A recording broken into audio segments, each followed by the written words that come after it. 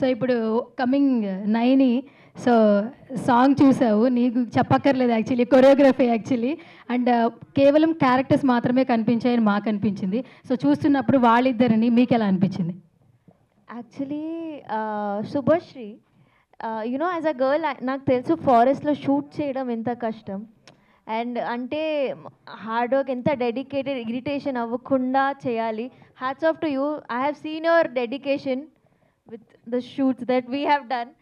కానీ అంటే బికాజ్ ఎవరు చాలా నెగటివ్ క్యారెక్టర్, కానీ అది ఇంకా మంచిగా పోర్ట్రే ఎందుకు అయిందంటే because of you oh portraying that నా మీద ఇది జరుగుతుంది, యూనో ఐఎమ్ గెటింగ్ టార్చర్డ్, నన్ను కిడ్నాప్ అంటే అది వచ్చింది మనకి, అబ్బా పాపం.